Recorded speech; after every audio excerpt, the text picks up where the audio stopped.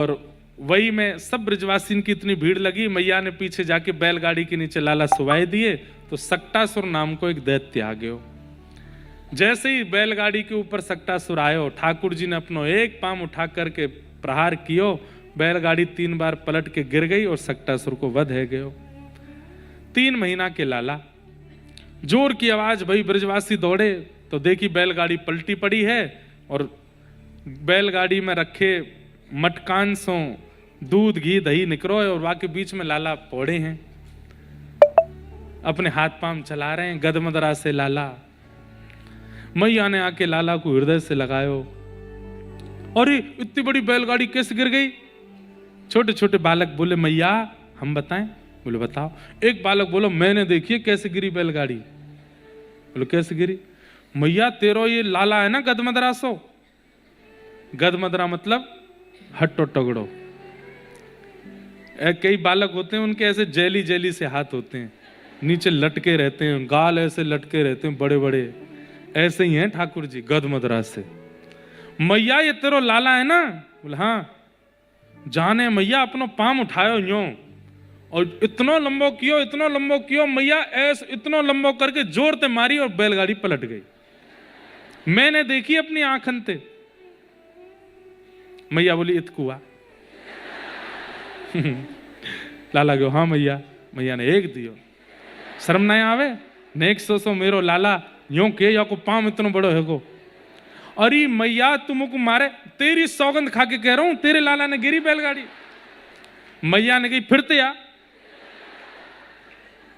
जैसे आप हंस रहे हैं ऐसे परीक्षित जी भी हंस रहे हैं सुन करके, और वो कहते हैं कि ये कैसी लीला है। तब शुकाचार्य जी कहते हैं नते श्रद्धा धीरे गोपा, बहुत सुंदर श्लोक है, ध्यान से सुनना। नते श्रद्धा धीरे गोपा बाल भाषित मृत्युत अप्रेमयं बलम तस्य बालकस्य नते विदु। परीक्षित, ये प्रेम की चरम अवस्था है कि वो बालक सत्य बता रहे हैं पर यशोदा मैया अपने लाला की योग्यता स्वीकार नहीं कर रही है। समझ में आई बात? प्रेम जब अटूट हो जाता है तो आपके प्रेमी की योग्यताएं नहीं दिखती आपको।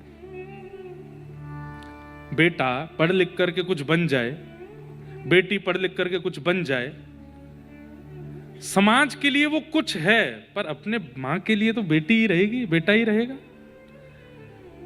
कोई बहुत बड़ा अधिकारी बन गया, सब सल्यूट करते हैं उसको, लेकिन वो घर आकर के मां से भी यही उम्मीद करे, ये नहीं हो सकता। मां प्रेम की चरम स्थिति में होती है, वो अपने पुत्र को कैसे सल्यूट कर सकती है? वो उसकी योग्यता स्वीकार नहीं कर सकती। योग्यता है इसकी प्रसन्नता उसको होती है, पर वो उस योग्यता का प्रतिफल अपने पुत्र को नहीं देती। ये प्रेम का स्वरूप है। यशोदा मैया के सामने बालक कह रहे हैं कि मैया तुम्हारे लाला ने पाम लंबो करके बैलगाड़ी उड़ाई दी। मैया कह रही मेरो लाला नेक सो उड़ा ही ना सके, मक्खी तो उड़े ना यहाँ पे, बैलगाड़ी उड़ावे को। प्रेम की। अच्छा आप कहेंगे महाराज जी अभी 3 महीना के हैं ना ठाकुर जी, इसलिए मैया स्वीकार नहीं कर रही। अच्छा 7 वर्ष के जब गिरिराज जी उठा लेंगे तब भी स्वीकार नहीं करेंगी? तब तो दिख रहे हैं। प्रेम में प्रेमी की अति योग्यता अस्वीकार की जाती है, हृदय से प्रसन्नता की जाती है उसकी योग्यताओं की, पर उसको स्वीकृति नहीं दी जाती। और कोई प्रेमी अगर अपनी केवल श्रेष्ठताओं का ही आपके सामने बखान करता रहता है, मैं ऐसा हूं, मैं वैसा हूं, मैं तुमसे मिल रहा हूं, तुमसे बात कर रहा हूं, तुम्हारे पास बैठ रहा हूं, यही बहुत बड़ी बात है तुम्हारे लिए, छोड़ देना उसको। योग्यता बता रहे हो अपने, कैसे प्रेमी हो? तो फिर प्रेमी मत कहो अपने आप को। ठाकुर जी को मैया हृदय से लगा रही है, मेरो लाला तो नेक सो है जी, कैसे उड़ाए सके। धीरे धीरे ठाकुर जी लीला करते करते अब 1 साल के हो गए। ठाकुर जी के 3-4 दांत निकल आए हैं। जैसे ही दांत निकल के आए ठाकुर जी बोले कैसे बताऊं मैया को मेरे दांत आ गए, बोलना अभी आवे ना है। बगल में दाऊ दादा बैठे। ठाकुर जी ने दाऊ दादा को हाथ पकड़ो, थोड़ी देर ऐसे खेलते खेलते, दोनों पे चलनो ना आवे, छोटे छोटे हैं, और दाऊ दादा को हाथ पकड़ के मुख में लेके जोरते काट गए। जैसे ही काटे महाराज, दाऊ दादा चिल्लाए, जोर जोर से रोने लगे। रोहिणी मैया दौड़ी दौड़ी आई, यशोदा मैया दौड़ी दौड़ी आई। दाऊ दादा थोड़ा थोड़ा तोतलो बोलनो जाने, लाला ना बोले अभी। मैया मैया मैया मैया दौड़ी, कहाँ भयो? मोटे मोटे आंसू दाऊ दादा के निकले। मैया देख, मैया ने देखी कैसे दो गड्ढा है गए, लाला ने काट लियो। अब जैसे सुनी लाला ने काट लियो, डांटनो तो दूर की बात, फटकारनो तो दूर की बात, मैया के तो आंखन में आंसू आ गए। मेरे लाला के दांत नहीं करी आए? अच्छा, होठ ऊपर करके देखा, ओहो बलैया लेवे मैया, अरे मेरे लाला के दांत नहीं करी आए। दाऊ दादा बोले बहुत बढ़िया, यहाँ मुंह काट को, यहाँ भलैया ले जा रही है या की। अब तो महाराज मैया दौड़ करके गई, जाकर के नंद बाबा को बुलाए के लाई। रोहिणी मैया आई हैं, सब ब्रजवासी, अरे मेरे लाला के दांत निकल आए। सब लोग आकर के ठाकुर जी के दांतन ने देख रहे हैं, कैसे सुंदर मोती जैसे दांत। कोई तो आकर के ठाकुर जी के मुंह में हाथ, लाला ने काट के दिखाइयो कैसे लगे। एक अद्भुत, अतुलनीय, अवर्णनीय प्रेम है ठाकुर जी के प्रति सबका। ऐसा छोटे बालक के प्रति प्रेम होता ही है, पर आप सोचिए, छोटे बालक को देख के आपको जितना प्रेम होता है, उस प्रेम की अथावस्था पार है ब्रजवासियों की ठाकुर जी के प्रति। हमारे राधा रमन लाल जी की आज भी दतुइयां दिखती हैं। जिस दिन खूब प्रसन्न हो जाते हैं हमारे लाल जी, जिस दिन अपनी सेवा से, अपने श्रृंगार से, अपने भाव से अति प्रसन्न होते हैं ठाकुर जी की दतुइयां दिखती हैं। और हमारा सौभाग्य नहीं कि हम जाके कहने काट के दिखाओ, लेकिन ठाकुर जी बड़े प्रसन्न होते हैं। आज भी लाल जी के दांत दिखते हैं। आज भी कई मंदिरों में ठाकुर जी के कई अनुभव होते हैं। जैसे हमारे पंडरीनाथ भगवान, हमारे श्री, जय हो, विराज हो महाराज, विराज। हमारे हर वर्ष मुंबई आना होता है, वसंत शाह दरबार उल्लासनगर में, वहाँ के हमारे मनित साईं जी आए, विराज हो, बहुत बढ़िया। उल्लासनगर में हर वर्ष कथा, इस वर्ष भी डेट क्या है, 6 से 12 मई तक उल्लासनगर में कथा है। पंडाल फट जाएगा इस बार तो वहां का। वैसे हर बार ही वहां पे स्थिति ऐसी होती है, पर इस बार की स्थिति हमको ज्यादा लग रही। हाँ, लेता हूं मैया, विराजो। हमारे मनित साईं आए हैं उल्लासनगर से, बहुत बहुत आपका स्वागत। तो ठाकुर जी के दांत में कर आए। अब तो मैया ने महाराज उत्सव मनायो, खूब आनंद किए, नए नए पकवान बनाए। मैया के मन में चिंता भई, 1 साल को मेरो लाला है गयो, अब या को नामकरण होना चाहिए। और श्री गर्गाचार्य जी महाराज, वैसे तो कुल पुरोहित सांडिल्य मुनि हैं, लेकिन सांडिल्य मुनि आए नहीं, तो श्री गर्गाचार्य जी महाराज लाला को नामकरण करवे के काजी आए। श्री गर्गाचार्य जी महाराज ने आकर के ठाकुर जी का और श्री बलराम जी का नामकरण किया। अयम हि रोहिणी पुत्रो रमयन् सुहृदो गुणैः आख्यास्यते राम इति बलाधिक्यात् बलम्। बल की अधिकता होने के कारण, वैसे तो इनका नाम मैं राम रखता हूं, पर सब इनको बलराम कह करके, संकर्षण आदि और भी कई इनके नाम होंगे। छोटे लाला का नामकरण करते हुए श्री गर्गाचार्य जी बोले, इनके तो अनेक नाम हैं, जितने गुण जितनी लीला उतने इनके नाम हैं, परंतु फिर भी क्योंकि शुक्ले रक्तस् तथा पीत इदानिम कृष्णताम गतः, कभी ये शुक्ल वर्ण के हुए हैं, कभी पीत वर्ण के हुए हैं, इस बार ये कृष्ण वर्ण के हैं, इसलिए मैं इनका नाम कृष्ण रखता हूं। ठाकुर जी का नाम कृष्ण रखा गया। बोलो बाल कृष्ण लाल। हमारा जीवन है ये नाम, हमारा सर्वस्व है ये नाम, हमारा प्राण है ये नाम। ठाकुर जी का नाम कृष्ण रखा गया। कृष्ण, इस शब्द का उच्चारण कई लोग शुद्ध नहीं करते।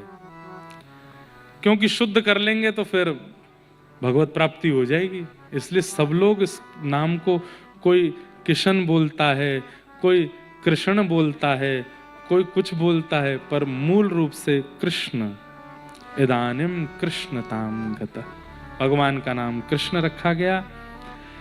धीरे धीरे अब ठाकुर जी नेक नेक बड़े है रहे हैं।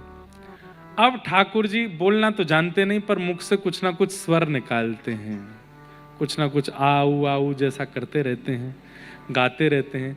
थोड़ा थोड़ा चलनों भी सीख गए हैं। यशोदा मैया लाल जी के चरणन में नूपुर पहना दे, आहा ऐसी छम छम करके ठाकुर जी दौड़ते हैं।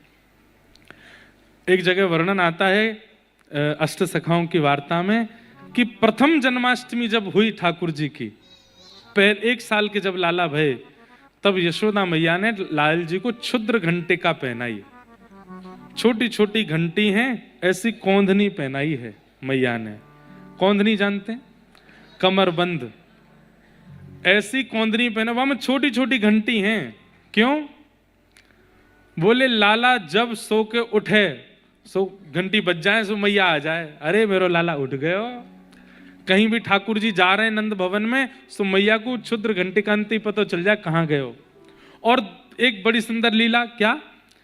जब मैया यमुना जल भरवे के काजे जावे, सो लाला सबसे ज्यादा रोमे, मैं जाऊंगा संग में, मोह लेके चलो। जमीन में गिर जावे, पटक पटक के रोमे, मैं जाऊंगा जमुना जी जानो। तो मैया अपने संग गोद में लेके जावे। अब लाल जी थोड़ो थोड़ो चलनो सीख गए, तो मैया के पीछे पीछे चलें चुनरी पकड़ करके, मैया मटकी लेके चले आगे। लेकिन गोपियां इतनी चतुर हैं, ये सब अपने अपने द्वार पे, अपनी अपनी खिड़कियों पे खड़ी हो जाती हैं और लाला को अपने पास बुला में, लाला यहाँ पे आ जा। तो ठाकुर जी ऐसे तो जामे नहीं। अब बालक को लोभ दो तो आ जाएगा, अब आजकल के बच्चों टॉफी दिखाओ सो आ जाएंगे। ऐसे ठाकुर जी को लोभ कैसे देती हैं? गोपियां अपने हाथ में मक्खन ले लेती हैं और मक्खन को खूब सुंदर से ऐसे सजा के, वहाँ पे मिश्री ने सजाए के बढ़िया सुंदर से दिखे, थोड़े वहाँ पे केसर आदि लगा के प्रतीक्षा करें कब यशोदा मैया निकलेगी।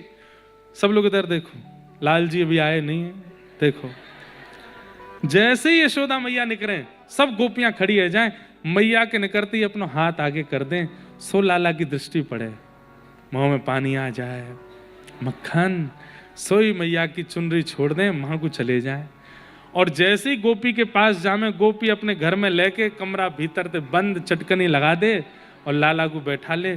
ठाकुर जी तो वह मक्खन को ही ढूंढ रहे हैं, कहाँ है? गोपी मक्खन धर दे कटोरी में।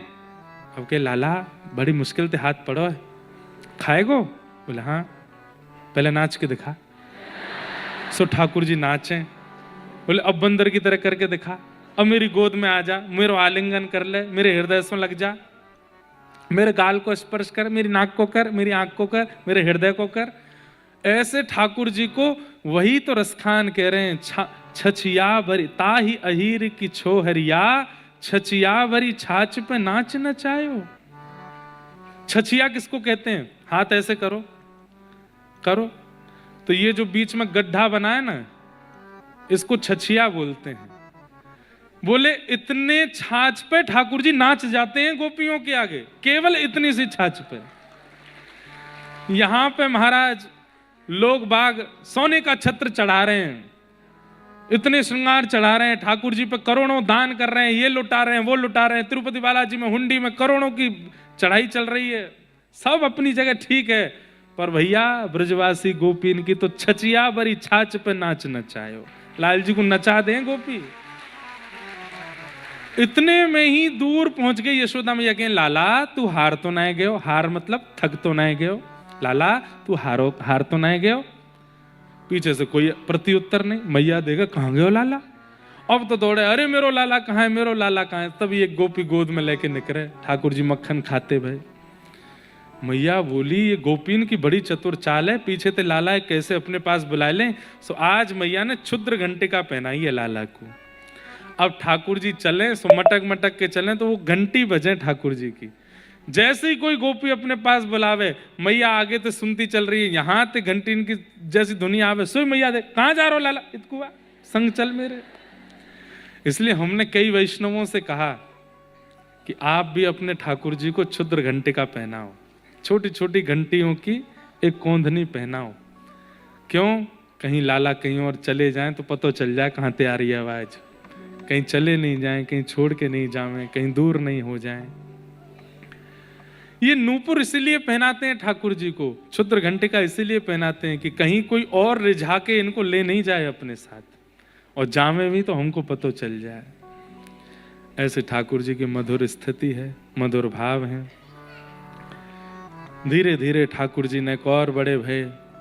अब नंद बाबा कहें अपनी गोद में लेके, लाला तू कब बोलेगो? नहीं कि एक बार बोलते बाबा, ठाकुर जी नहीं बोले। फिर यशोदा मैया के, ये तो मेरा नाम बोलेगो, मैं पूरे दिन या कुछ संभालू। लाला बोल मैया, ठाकुर जी नहीं बोले। तुम बोल रहे हो, ठाकुर जी ना बोल रहे। इतने में दाऊ दादा आ जाए, मुंह को दो अपनी गोद में लेके, लाला बोल भैया, नहीं बोले। तभी गौशाला की 2-4 गैया पूंछ उठाए के सामने आ गई। सो ठाकुर जी अपनी नेक सी उंगली उठा के बोले मैया गैया, और जैसे ही बोली गैया, आहा यशोदा मैया तो आनंदित है गई। लाला फिरते बोलियो। अब तो लाला बोले मैया। दाऊ दादा आए, बोले फिरते बोलियो, बोले दादा। और फिर जब नंद बाबा आए तो बोले बाबा। अब तो सबके नाम ठाकुर जी, लेकिन ठाकुर जी ने सबसे पहला अक्षर अपने मुख से, त्रिलोकीनाथ ब्रह्मांड नायक ने सबसे पहला अक्षर अपने मुख से बोला है गैया। गैया बोले। और ठाकुर जी की ऐसी मधुर लीला। सूरदास जी का एक पद है, मुझे बहुत प्रिय है। हे हरि अपने आंगन कछु गावे, हे हरि अपने आंगन कछु गावे, हे हरि अपने आंगन कछु गावे हो, हे हरि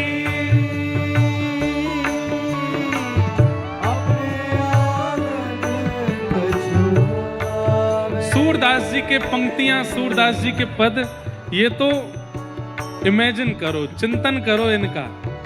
ठाकुर जी छोटे से हैं, घुटने घुटने तक की कांचनी पहनते हैं, और ऊपर कुछ भी धारण। अभी तो शीतकाल है, शीतकाल में तो ठाकुर जी खूब पहनते हैं, पर ग्रीष्म ऋतु में ठाकुर जी ऊपर कुछ नहीं पहनते। हमारे राधा रमन जी को जाके देखो, एक कॉपीन में डोले पूरे दिन गर्मीन में। श्रीनाथ जी को जाकर के जब आप देखोगे तो हमारे श्रीनाथ जी के दर्शन का सुख है गर्मियों में जाओ, और उसमें भी बिल्कुल जेठ के महीना में जाओ। ठाकुर जी केवल आभूषण पहनते हैं और नीचे एक कटकाचनी पहनते हैं, बस। इतने सुंदर लगते हैं। आहा, तो अनुभव करो, आंगन में ठाकुर जी कटकाचनी पहने हैं, खूब सुंदर माला गले में डाली है, घुंघराले केश ऊपर बांध रखे हैं, मोर पिछ लगो है, और एक भुजा उठा करके ठाकुर जी कुछ गा रहे हैं। ना राग को पता है, ना शब्द को पता, बस कछु गा रहे हैं। हे हरि अपने आंगन कछु गावे, हे हरि अपने आंगन कछु गावे, हे हरि अपने आंगन कछु गावे, हे हरि अपने आंगन कछु गावे। हो तनिक तनिक चरणन सो नाचे, तनिक तनिक, तनिक मतलब छोटे, चरणन सो नाचे, तनिक तनिक चरणन सो नाचे, तनिक तनिक चरणन सो नाचे, हे मन ही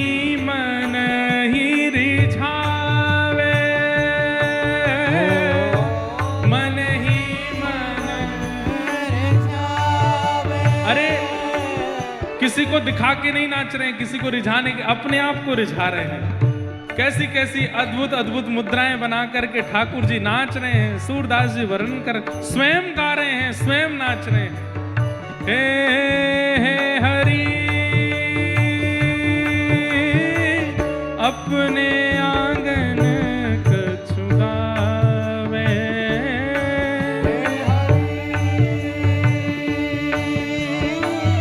अपने आंगन कछु। अभी जब तक ये पद चल रहा है नेत्र बंद कर लीजिए और बस एक एक छवि का दर्शन करो। आंगन में ठाकुर जी नाच रहे हैं, कुछ गा रहे हैं, पता नहीं क्या गा रहे हैं। यशोदा मैया का ध्यान नहीं गया, नंद बाबा का ध्यान नहीं गया, दाऊ दादा का ध्यान नहीं गया। किसका ध्यान गया? बोले गौशाला की गैयान को ध्यान गयो। अरे ये मधुर स्वर कहां से आ रहे हैं? और छोटी छोटी गैया, छोटी छोटी बछिया पूंछ उठा करके आंगन के द्वार पर आकर के ठाकुर जी को वहीं से देख रही हैं, भीतर नहीं आ रही, और वहीं से देख करके आनंदित हो रही हैं। भीतर क्यों नहीं जा रही? कि छोटे से लाला हैं, कहीं हमारे खुर इनके चरणन पर पड़ गए तो लग जाएगी, इसलिए बाहर से ही देख रही हैं। ऐसे ही नाचते नाचते ठाकुर जी ने जैसे ही अपने मुख्य द्वार पे देखो छोटी छोटी गैया, तो अपनी भुजा उठा करके ठाकुर जी उन गैयान को भीतर बुला रहे हैं। बाह उठाए कारी धोरी, बाह उठाए कारी धोरी, गैयन टेर बुलावे, गैयन टेर बुलावे, कबहू बाबा नंद पुकारे, कबहू बाबा नंद पुकारे, कबहू घर में आवे, कबहू घर में आवे। हे हरि अपने आंगन कछु गावे, हे हरि अपने आंगन। छोटे से लाला हैं, छोटी छोटी गैया, छोटे छोटे ग्वाल, छोटो सो मेरो मदन, छोटे से मदन गोपाल छोटी छोटी गैयान के संग नृत्य कर रहे हैं। कभी उन पर लेट जामे, कभी उन पर चढ़ जामे, कभी उन पर बैठ जामे, और छोटे छोटे बछड़ा बछिया ठाकुर जी से दूर नहीं जा रहे हैं। इतने में ही ठाकुर जी ने एक लीला करी। बोले कहा दूर मैया ने लाला को भूख लगे सो या हमारे माखन धर रखो है। सो ठाकुर जी माखन के पास गए और माखन खायो नहीं तो कहा कर रहे हैं, सुनो।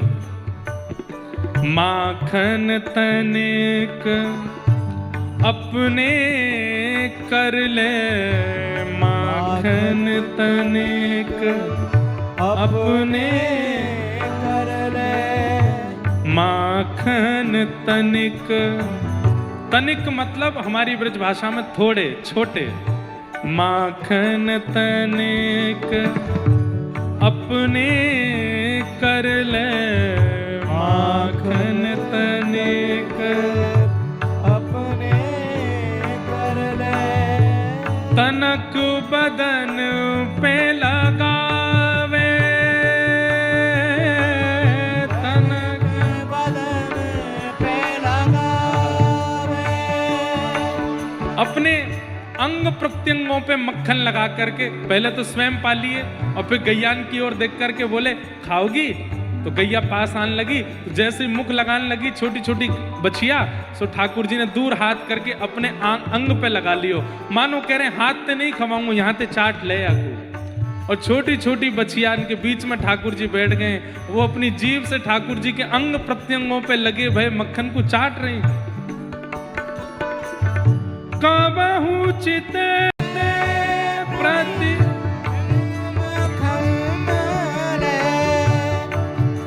नंद भवन में जितने खंबे हैं उनमें मणियां लगी हैं और उन मणियों में ठाकुर जी को अपना प्रतिबिंब यानी कि शीशे की तरह ठाकुर जी अपने आप को देख पाते हैं।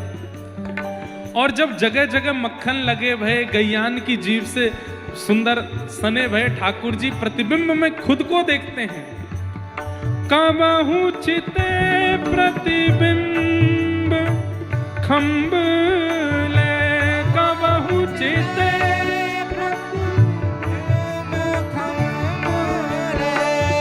लौनी, लौनी कहते हैं थोड़ा सा मक्खन आपने हाथ में लिया तो इतना मक्खन, उसको लौनी बोलते हैं, मक्खन की लौनी। अपने आप को प्रतिबिंब में देख करके ठाकुर जी फिर जाते हैं, लौनी मक्खन लेते हैं और अपने उस प्रतिबिंब वाले स्वरूप को खिलाते हैं। कबहु कब चिते प्रतिबिंब खम्बले, कबहु चिते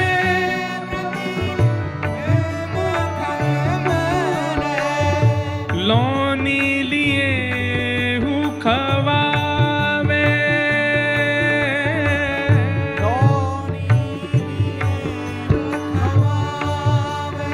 हे हे हरि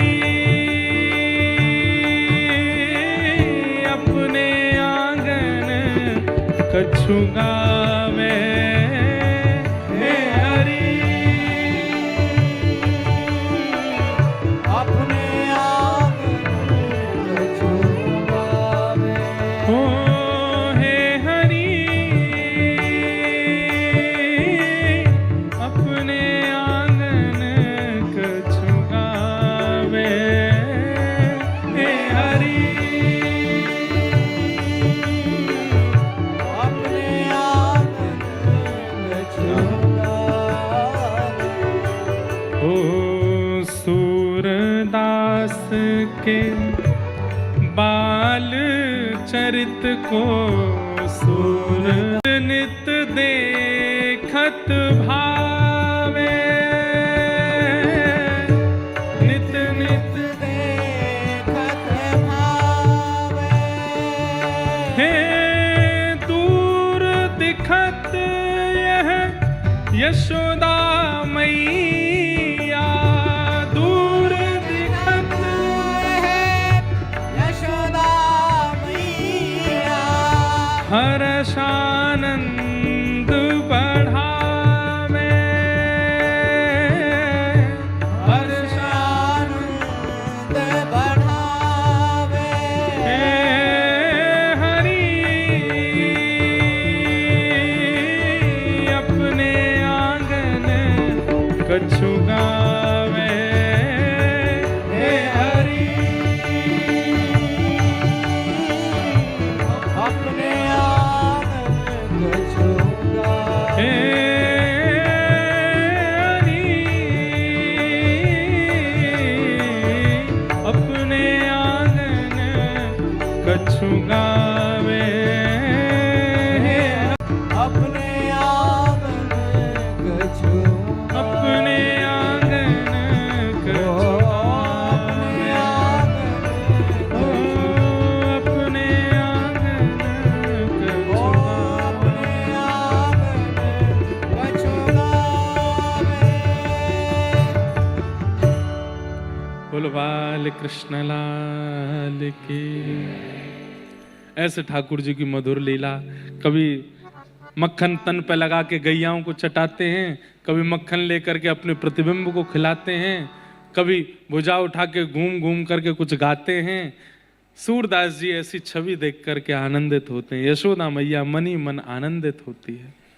ऐसे ठाकुर जी की संपूर्ण बाल लीलाएं हैं, मधुर मधुर लीला, सबको हम प्रणाम करते हैं। माखन चोरी लीला आदि सब हमने बहुत बार सुनाई हैं। अब वृंदावन ठाकुर जी को ले चलें।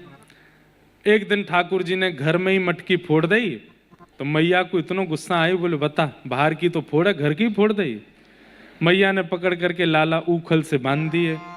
जैसे ही ठाकुर जी बांधे तो मैया तो चली गई, लेकिन दो वृक्ष वहां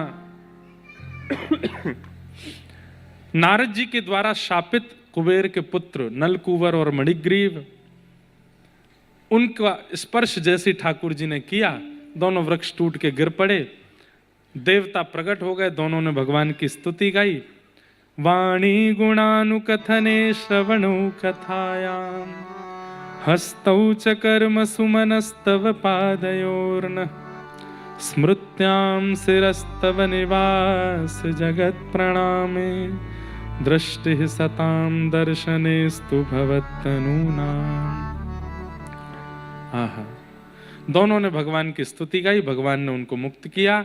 ब्रजवासियों को लगा कि भैया अब गोकुल में हमारा रहना ठीक नहीं, यहाँ पे आए दिन कोई ना कोई आपत्ति विपत्ति आती है। नंद बाबा के भैया ने कही एक नव कानन, एक नया वन है, वहाँ कोई नहीं है, आपकी आज्ञा हो तो हम वहाँ चलें। क्या नाम है उस वन का? तो बोले वृंदावन। वनम वृंदावनम नाम पशव्यं नवकाननम गोप गोपी गवां सेव्यं पुण्याद्रि तृणवीरुधम। श्री वृंदावन धाम, बोलो वृंदावन धाम की। वृंदावन का नाम सुनते ही जैसे कहीं खिलौने वाली जगह का नाम ले दो, या जहाँ पे वो होते हैं राइड्स वगैरह होती हैं वहाँ का नाम ले दो, बच्चे उछल जाते हैं ना, चलेंगे हम भी चलेंगे जाएंगे। वृंदावन का नाम सुनते ठाकुर जी मचलने लगे, मैया मैं तो वृंदावन जाऊंगा, वृंदावन ही चलेंगे मैया, वहीं चलेंगे। नाम कितना सुंदर, धाम कितना सुंदर होगा मैया। ठाकुर जी को वृंदावन इतना प्रिय क्यों है? क्योंकि वृंदावन का निर्माण किशोरी जी ने किया है। बंधुओं, जब ठाकुर जी धराधाम पर लीला करने के लिए आए तो किशोरी जी से कहे कि आप भी चलो, तो किशोरी जी ने कहा ये 3 स्थानों के बिना मैं रह नहीं सकती। यत्र गोवर्धनम नास्ति यत्र नो यमुना नदी यत्र वृंदावनम नास्ति तत्र नो रमते मनः। ये 3 स्थान जहां नहीं है वहां मैं कैसे जाऊं? इसका मतलब ये 3 स्थान ब्रह्मा ने नहीं बनाए हैं। इन 3 स्थानों का नित्य निर्माण गोलोक धाम में श्री जी ने किया है। श्री गिरिराज जी, यमुना जी और वृंदावन। वृंदावन का एक एक कण किशोरी जी ने अपने हस्त कमल से रखा, इसलिए सब पूज्य है वृंदावन में, सब वंदनीय वृंदावन में। जब वृंदावन प्यारो वृंदावन पद की रचना हो रही थी, गांधी धाम गुजरात में लिखा गया, तो उस समय हरिराम व्यास जी का एक पद है, प्रथम दरस गोविंद रूप के प्राण प्यारे, दूजे मदन मोहन सनातन हिय उरधारे, तीजे गोपीनाथ मधु हस कंठ लगाए, चौथे राधा रमण गोपाल भट्ट लड़ाए, पांचे मेरे को स्मरण में नहीं आगे की पंक्ति, 5 राधा वल्लभ जी, 6 युगल किशोर जी और 7वें कुंज बिहारी। तो ये पंक्ति में पढ़ रहा था, वहां वृंदावन रसामृत पर कथा होनी थी, 3-4 साल हो गए, 3 साल हो गए होंगे। और तब मन में भाव आया कि ये पद कितना सुंदर है, इसका विस्तार किया जाए, इसको विस्तार से लिखा जाए। कैसे लिखें? एक पद सामने आया, वृंदावन की शोभा निरखत मेरे नैन से रात वृंदावन। वहां प्यारो नहीं है, वृंदावन की शोभा निरखत मेरे नैन से रात वृंदावन वृंदावन। ऐसे था। तब मैंने भाव रखा, मैंने कि अब इसी को लेते हैं कुछ। और तब श्री राधा रस सुधा निधि जी का एक श्लोक है, और उस श्लोक में वर्णन है कि वृंदावन की एक एक गली, एक एक कोना, एक एक चौराया, एक एक कण किशोरी जी ने अपने हाथ से रचना की है।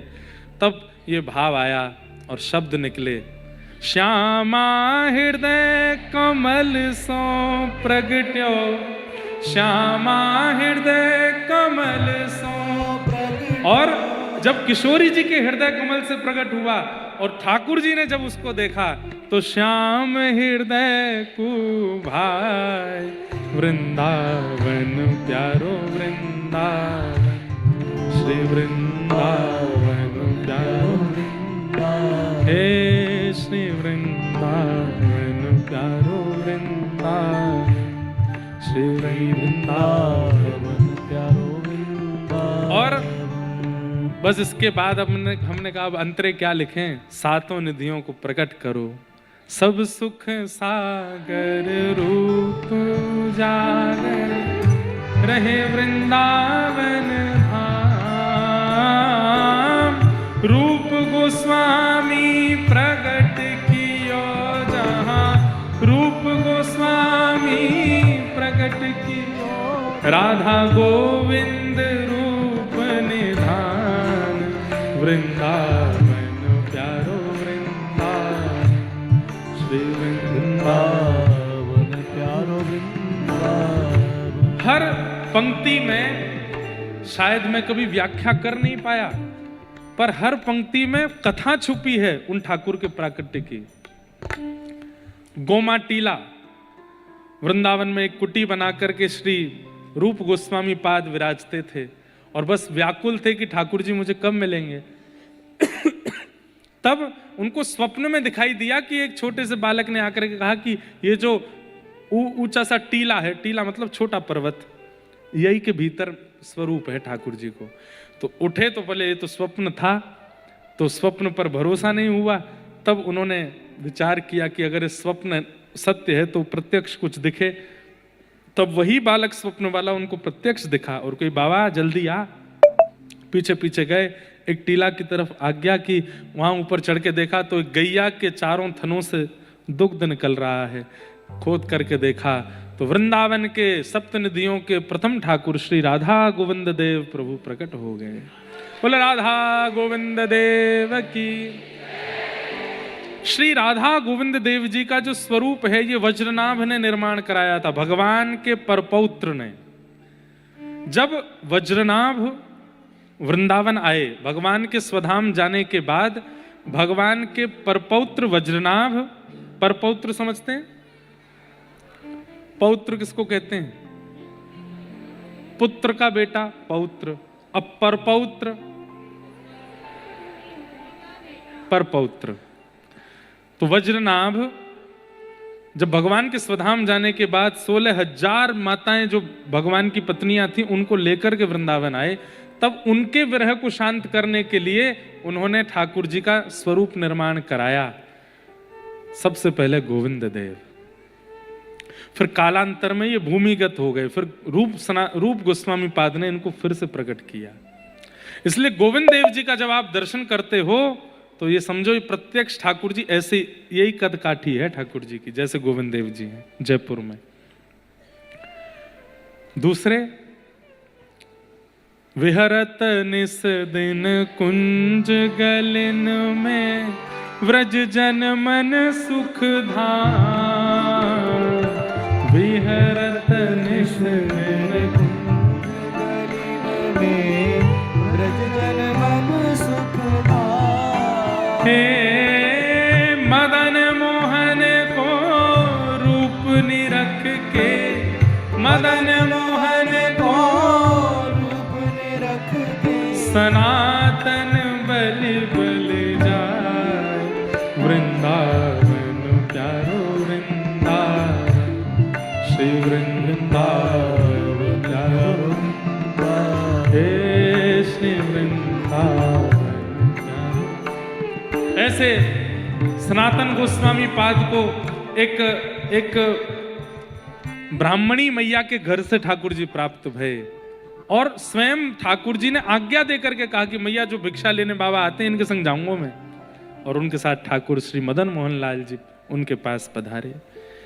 तीसरे, गोपी ग्वाल सब ही और धारे, प्यारो गोपीना,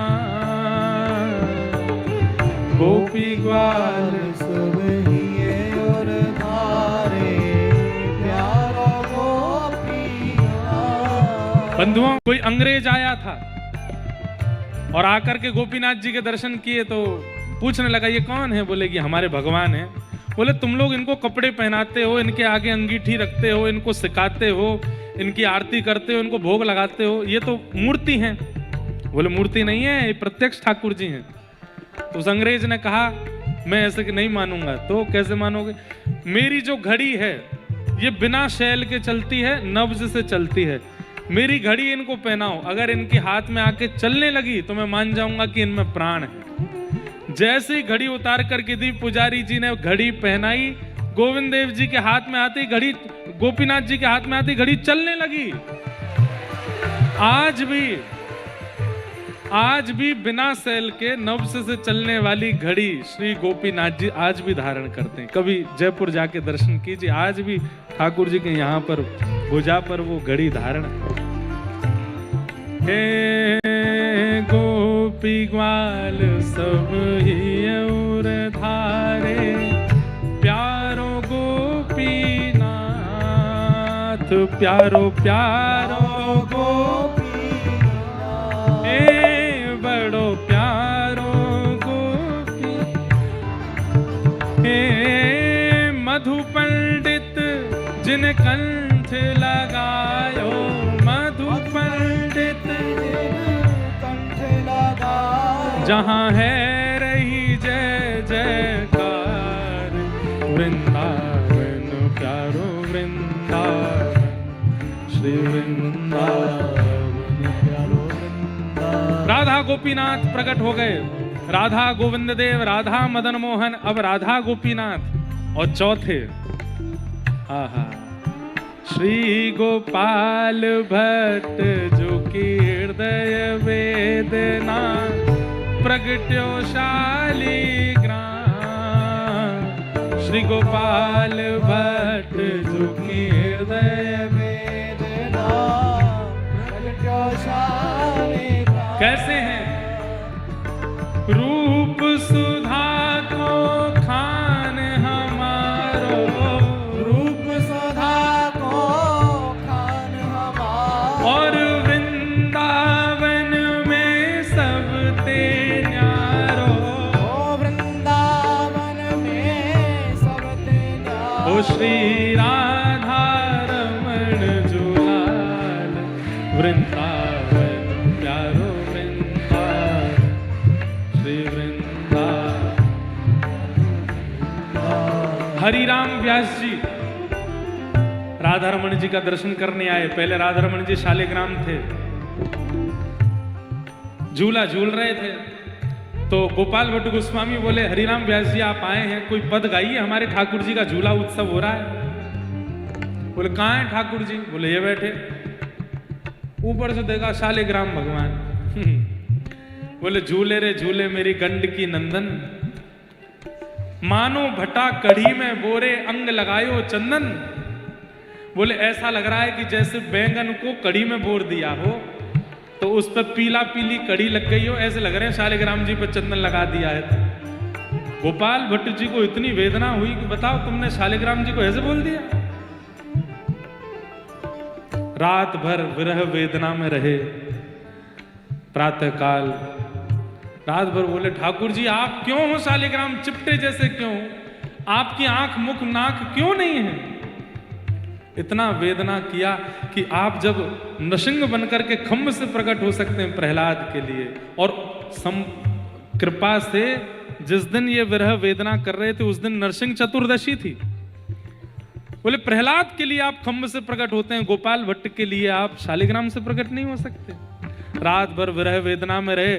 ठीक अगले दिन पूर्णिमा है, और पूर्णिमा के दिन जैसे ही सुबह गोपाल भट्ट जी ने देखा कि एक वस्त्र थोड़ा उठा हुआ सा है, रात्रि जो चद्दर उड़ाई वो उठी भई है। मन में सोचे पता नहीं क्या है, जैसे ही हटा करके देखा श्री राधा रमण लाल की, प्यारे राधा रमण लाल प्रकट हो गए और सबको दर्शन दिए। देखो कैसे सुंदर ठाकुर जी, कैसे सुंदर इनको स्वरूप प्रकट हो गए महाराज। अब जैसे ही हरिराम व्यास जी को पता चला कि राधा रमण जी प्रकट है गए, बोले वही शालिग्राम में से प्रकट है गए जिनको हम कल देख के आए थे। बोले हाँ। उनको बड़ी वेदना हुई, बोले सबके लिए प्रकट हो गए आप, हमारे लिए नहीं हुए। तो उनकी इच्छा से हाँ जुगल किशोर को लाड लड़ायो, नवल कुंज ही अमार। जुगल किशोर को लाड लड़ायो, नवल कुंज ही अमार। किशोरी तेरे चरणन की रज पाऊं, किशोरी तेरे चरणन की रज पाऊं। ये हरिराम व्यास जी का ही पद है। इसी पद से हमने ये बात निकाली। कौन सी बात? कुंजन कुंजन की रज धारे, कुंजन कुंजन की रज धारे। ओ हरि व्यास युगल यश गाय, वृंदावन प्यारो वृंदावन, श्री वृंदावन प्यारो वृंदावन, हे श्री वृंदावन। यहाँ देव वन से निकल पड़े हैं श्री हितरवंश महाप्रभु। श्री जी ने आज्ञा करी है चित्तावल में रुकना है और श्री चित्तावल में ही मेरी प्राप्ति होगी। वृंदावन के लिए निकले थे, चित्तावल ग्राम में पहुंचे। आत्मदेव नाम के ब्राह्मण के सेवा के ठाकुर जी, जो कि उनको महादेव से प्राप्त हुए थे, तपस्या करके महादेव प्रसन्न हुए। तो महादेव ने कहा कुछ मांगो। बोले आपके हृदय को जो सबसे प्रिय हो वो मुझे दो। महादेव श्वेतद्वीप से श्री राधा वल्लभ लाल जी लाए और श्री आत्मदेव ब्राह्मण को प्रदान कर दिए। लेकिन सेवा से आनंदित नहीं, व्रज से दूर मन नहीं लग रहा है। तब श्री राधा वल्लभ जी ने हितरवंश महाप्रभु जी, जो भगवान की वंशी हैं, उनको आज्ञा की कि आप चित्तावल से मुझको लेके वृंदावन चलो। और तब आतुर हित हरिवंश पुकारो, राधा राधा आतुर हित हरिवंश पुकारो, राधा राधा। हे सघन कुंज यमुना तट आयो, सघन कुंज यमुना तट आयो। श्री मदन टेर वृंदावन आयो, मदन टेर वृंदावन प्यारो राधा वल्लभ लाल, वृंदावन प्यारो वृंदावन, श्री वृंदावन प्यारो श्री राधा वल्लभ लाल की। मदन टेर में आकर के श्री राधा वल्लभ लाल जी विराजमान हो गए, हितरवंश महाप्रभु के प्राणनाथ। अब उनकी आने की बारी थी, जिन्होंने सबको वृंदावन की ओर खींचा। कौन? भुवन चतुर्दश की सुंदरता, निधिवन करत बिहार। भुवन चतुर्दश की सुंदरता, निधिवन करत बिहार। हे श्यामा प्यारी कुंज बिहारी, श्यामा प्यारी कुंज बिहार। हे श्यामा प्यारी बांके बिहारी, श्यामा प्यारी बांके बिहार। और जय जय श्री हरिदास, वृंदावन प्यारो वृंदावन, श्री वृंदावन प्यारो वृंदावन। बोलो कुंज बिहारी लाल की, वृंदावन बिहारी लाल। और इस प्रकार बिहारी जी प्रकट भय। और जैसे ही ये पंक्तियां पूरी हुई, अपनी ही लिखी हुई पंक्तियों को मैं देख के कह रहा हूं कि मैं तो ये लिख ही नहीं सकता, ये मेरी रचना नहीं है, ये शब्द मेरे नहीं हैं। किनके हैं? जिनकी कृपा से यह रस प्रगटो, वृंदावन अभिराम। जिनकी कृपा से यह रस प्रगटो, वृंदावन अभिराम। हे सप्त निधि